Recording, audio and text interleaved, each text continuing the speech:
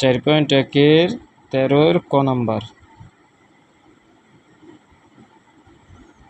5p - 3q p + 7q।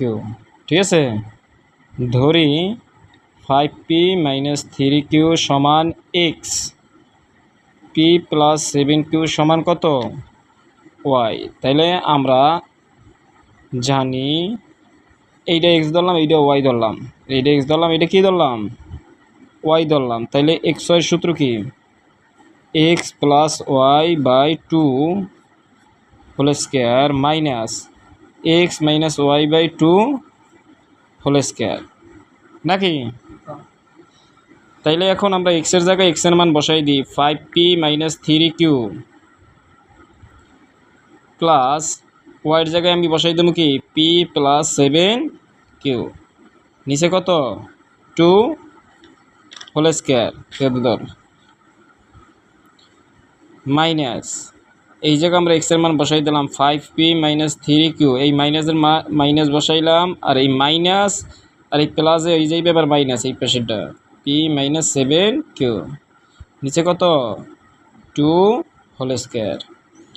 এখন এই জায়গায় একটা p, এই জায়গায় একটা 5টা p, 5 আর 1 কত 6, এটা মানে 6p।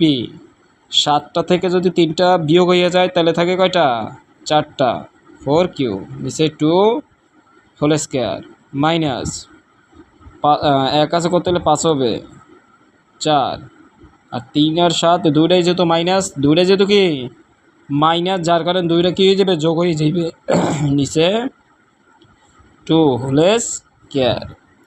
এখন আমরা কাটটা কমাই দিব, এই দুইটা থেকে আমরা 2 কমন নিয়ে যাব, তখন থাকবে কি 3p + 2q, নিচে 2 সেকেন্ড ব্র্যাকেট দিয়ে দিলাম। কেন সেকেন্ড ব্র্যাকেট দিছি, কারণ এখানে মাঝখানে ফার্স্ট ব্র্যাকেট যেহেতু হয়ে গেছে, এর জন্য আমার সেকেন্ড ব্র্যাকেট একটা দিতে হবে। মাইনাস এ জায়গা দিয়ে 2 কমন নিলে থাকে কি 2p - 5q, নিচে 2 হোল স্কয়ার। এই 2 কেটে দিলাম, 2 উপরে নিচে কেটে দিলাম, তখন থাকে কি 3p + 2q হোল স্কয়ার, আর এই জায়গা 2p - 5q হোল স্কয়ার।